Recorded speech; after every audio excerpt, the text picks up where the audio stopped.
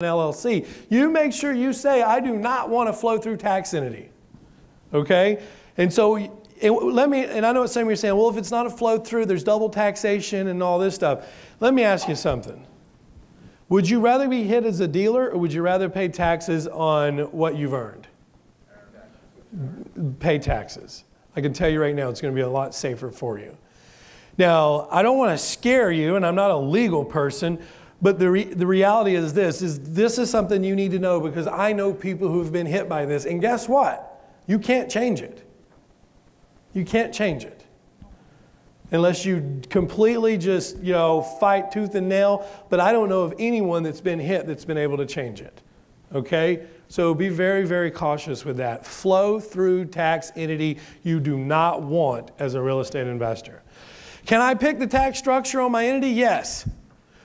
So when you open an LLC, you can say I want to be taxed as a sole proprietor. You can say I want to be taxed as an S corporation. You can say I want to be taxed as a C corporation in an LLC. An LLC is established as a sole proprietor, flow through. So you want to be careful about that, okay?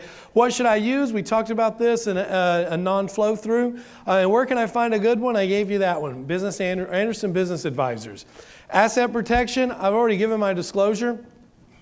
How does an entity protect me? We've talked about this. There's some other good entities you may want to look at in your buy and hold strategy. It's called an FLP, Family Limited Partnership.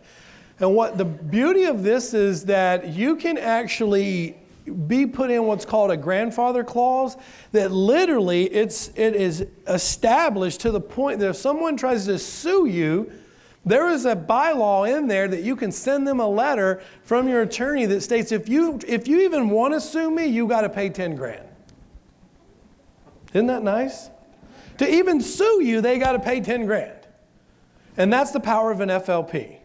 It'll protect you and all your assets and personal belongings from anyone outside suing in. What it will not protect is the family members inside from suing each other. So make sure you like the people you're putting in there. Okay? Or they like you. That's right. Which entity do I flip in? I flip in an LLC. Which entity do I hold properties in? You know what? Let me back up for a minute. I will flip in an LLC only if that entity is not holding any properties. Okay? Let's just be clear on that.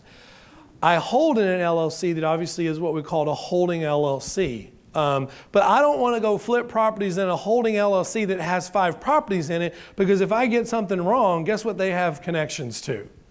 All of those other 5 properties. Do you think I have a lot of LLCs? Yes, I do. Do you think I pay a lot every year for those? Yes, I do. I'm not telling you to go out and open 10 LLCs. I'm telling you to protect yourself. Okay? Good morning, Scott. I had to call you out. You're late, man. Look, now everybody's staring at you. So, all right, can I protect my personal belongings? Absolutely you can. That's what we use an FLP for, Family Limited Partnership. We put all of our jewelry in there. We put our boat in there. We put our cars in there. We put all of our personal belongings in that FLP so that no one can get them. Even if they sue me, they may be able to have access to my liquidable funds, but they're not going to have access to my personal belongings. Do you see that? They can't get it. We're creating a veil. Is this important? Okay, I know it's not exciting, but we'll get exciting. So, what is your focus? Let's talk about this. There's 4 profit centers that we call Tier 1 through 4 investor.